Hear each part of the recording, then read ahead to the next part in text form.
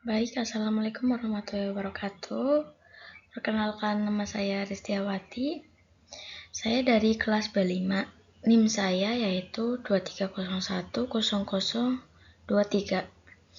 Di sini saya akan mempresentasikan tentang komunikasi bisnis. Ini materi yang akan saya sampaikan yaitu peran komunikasi bisnis dalam pencapaian tujuan perusahaan.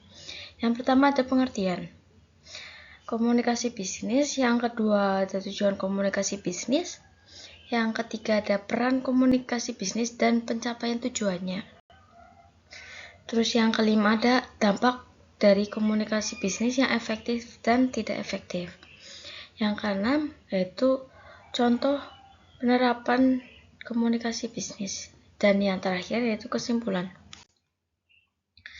Baik, yang pertama yaitu pengertian komunikasi bisnis. Apa sih komunikasi bisnis itu?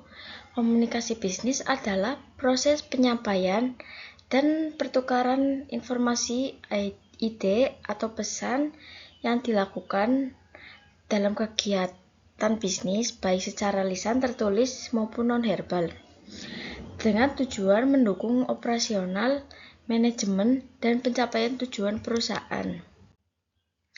Baik, yang kedua yaitu ada tujuan komunikasi bisnis. Tujuan komunikasi bisnis yaitu menyampaikan informasi secara jelas dan efektif. Yang kedua yaitu membangun hubungan kerja yang profesional.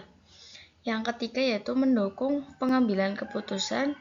Yang keempat ada pencapaian tujuan perusahaan secara efisien. Ini adalah tujuan komunikasi bisnis dalam perusahaan. Yang selanjutnya ada jenis-jenis komunikasi bisnis. Dalam jenis-jenis komunikasi bisnis itu ada 3.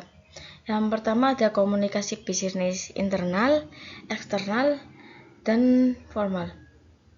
Dalam komunikasi bisnis internal yaitu antar karyawan dan manajemen. Kalau komunikasi bisnis eksternal yaitu dengan pelanggan, mitra, dan stakeholder. Yang terakhir yaitu komunikasi formal dan informal. Baik, selanjutnya ada peran komunikasi bisnis dan pencapaian tujuannya. Dalam peran komunikasi bisnis yaitu yang pertama ada mengkoordinasikan aktivitas kerja. Yang kedua, menyelaraskan visi dan misi perusahaan. Yang ketiga, meningkatkan efektivitas kerja tim dan mengurangi konflik dan kesalahpahaman. Jadi, di dalam peran komunikasi bisnis ini harus ada komunikasi antar atasan dan karyawan biar tidak ada konflik dan kesalahpahaman. Terus selanjutnya ada tujuan pencapaiannya, yaitu tujuan perusahaan tercapai melalui kerjasama yang baik. Dan selanjutnya komunikasi yang efektif mempercepat proses kerja. Yang terakhir ada informasi yang jelas.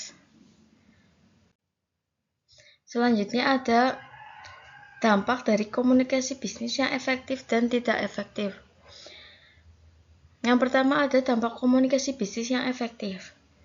Pertama yaitu meningkatkan produktivitas karyawan, memperkuat hubungan kerja, meningkatkan kepercayaan dan loyalitas, mendorong kinerja perusahaan. Selanjutnya ada dampak komunikasi bisnis yang tidak efektif. Ada kesalahan dalam pengambilan keputusan. Jadi perusahaan itu salah dalam mengambil keputusan. Yang kedua ada konflik internal. Dan yang terakhir, menurunkan kinerja karyawan, tidak tercapainya tujuan perusahaan. Selanjutnya ada contoh penerapan komunikasi bisnis. Yaitu yang pertama rapat kerja tim. Yang kedua pencapaian target dan evaluasi kerja. Yang ketiga yaitu email dan laporan bisnis. Yang terakhir yaitu komunikasi dengan pelanggan. Jadi penerapan komunikasi bisnis itu kita diwajibkan rapat secara rutin